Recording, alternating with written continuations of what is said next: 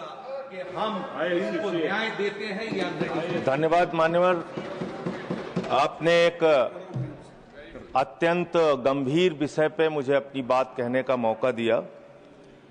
मान्यवर, देश की राजधानी दिल्ली, जहां पर महामहिम राष्ट्रपति रहती हैं, जहां पर हमारे प्रधानमंत्री जी रहते हैं, पूरी सरकार रहती है, तमाम देशों के एम्बेसीज हैं, इस संसद से कुछ किलोमीटर के दूर मान्यवर पालम के क्षेत्र में एक अग्निकांड हुआ और उस अग्निकांड में राजेंद्र कश्यप जी का पूरा परिवार समाप्त हो गया मान्यवर, पूरा परिवार।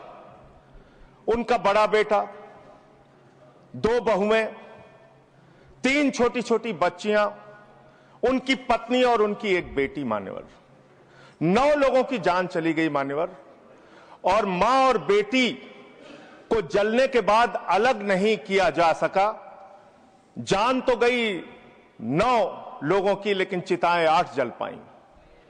इतनी दुर्भाग्यपूर्ण घटना हुई, लेकिन बड़े अफसोस के साथ कहना पड़ रहा है मान्यवर, जब वो लोग चीख रहे थे, चिल्ला रहे थे, उनके बच्चे कह रहे थे हमें बचा लो, बचा लो।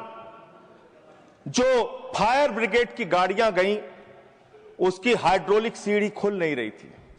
सत्ता पक्ष के कुछ लोगों की तरफ से हंसी आ रही है, मुझे समझ में नहीं आता क्यों हंसी आ रही है मान्यवर। सीढ़ियां नहीं खुली मान्यवर। और तो और छोड़िए, जो सेफ्टी जाल रहता है, सेफ्टी का जाल फायर ब्रिगेड के पास नहीं था कि उस सेफ्टी के जाल में वो लोग कूद के अपनी जान बचा सके। और तो और मान्यवर, बगल में गद्दे की दुकान थी, वो गद्दे वाला कहता रहा हम ये गद्दा लगा देते हैं, ये बच्चे कूद जाएंगे, इनकी जान बच जाएगी, लेकिन वो गद्दा भी नहीं लगाने दिया गया।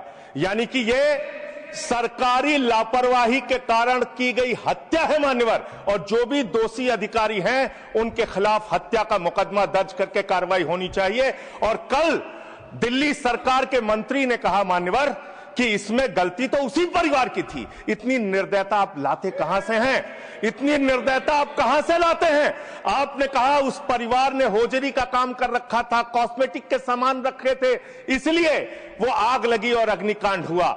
मैं यहां के मंत्री को भी चाहता हूं कि उसके खिलाफ भी कार्रवाई हो और उनका इस्तीफा होना चाहिए। इतना ही नहीं मान्यवर, जब हमारे राष्ट्रीय अध्यक्ष केजरीवाल जी शोक संवेदना व्यक्त करने गए तो वहां के स्थानीय विधायक ने हमारे एक पूर्व विधायक विनय मिश्रा पर हमला किया, वहां शोक सभा को भी डिस्टर्ब किया। मैं आपके माध्यम से सरकार से कहना चाहता हूं, इसकी एक निश्चित समय सीमा में जांच कराकर दोषी अधिकारियों के खिलाफ कार्रवाई की जाए और मंत्री का इस्तीफा लिया जाए। धन्यवाद।